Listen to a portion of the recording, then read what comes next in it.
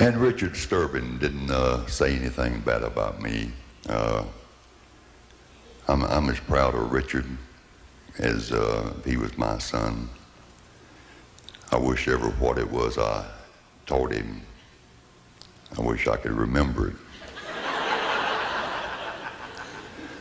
I'm sick of taking up offerings myself.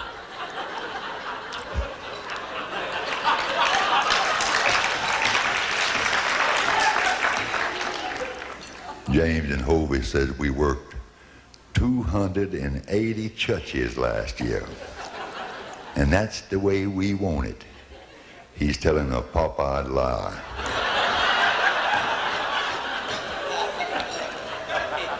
Lord, I'd rather be on a flat rate, don't you ever forget it.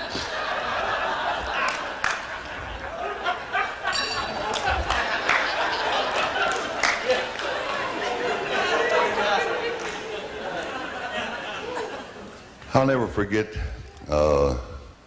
Richard when Ed Enoch, my son-in-law then, when he hired Richard.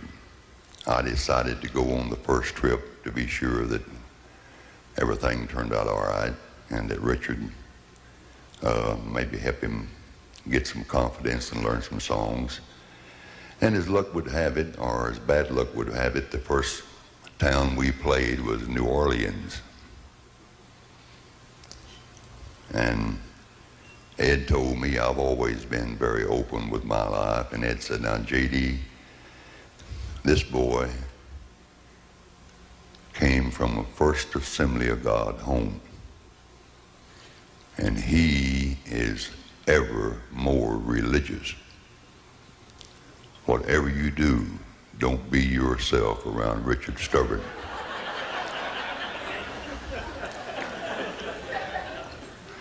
Said if you do, afraid he won't stay with us. Well, dates back then was pretty hard. We worked a church in New Orleans, and Ed said he couldn't book the next night. I highly suspect that we could have booked it. But being New Orleans, there's a lot of things to do. Well, our First Assembly of God boy got off the bus that night after church service, and he and Kenny Hicks and Duke Dumas went out on the town.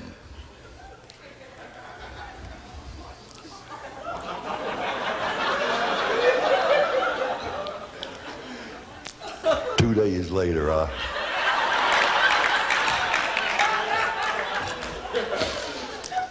found Richard in a daze. I found him. I said, Richard, what are you doing? He said, I'm looking for First Assembly. I said, on Bourbon Street?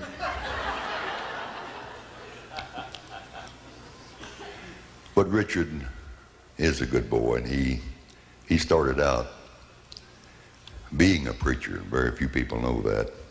But Richard was pastoring a church at a very young age before he came to the Stamps. A single man.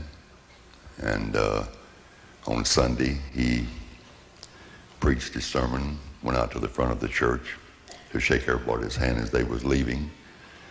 And this good-looking woman, about 22 years old, come by Richard, and Richard shook her hand. She said, Brother Sturbin, I'd love to talk to you. He said, well, I don't have time now, but if you wait back in my office, I'll be back. When I shake everybody's hand, we'll talk. So Richard went back in the office with this very good-looking blonde, 22 years old. And Richard said, what seems to be your trouble? She said, well, I was married, and I'm having trouble with my marriage. My husband is mean to me. He's untrue to me. Steps out on me with other women. Richard said, you want to get even with him?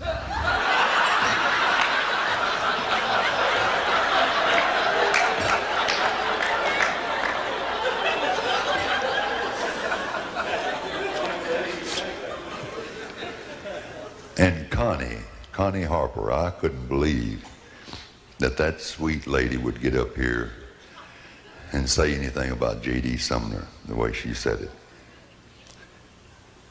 I can't say nothing bad about Connie. If I've ever known a good woman in gospel music, she's certainly one that's spotless. Claude, her husband,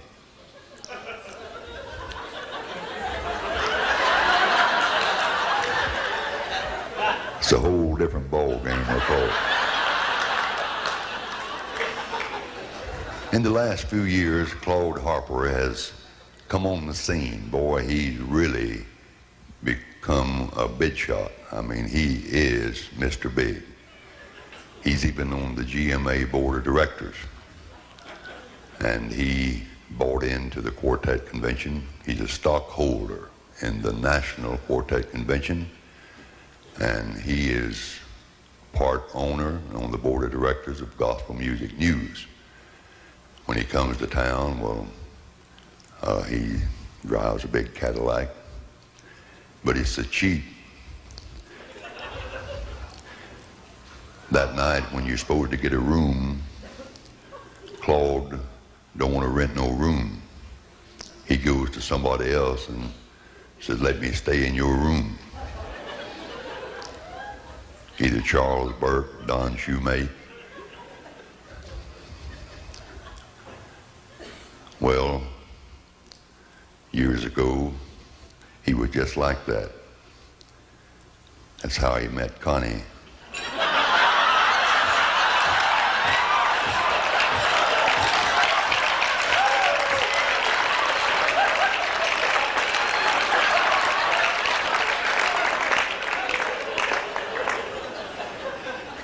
They had to get married, but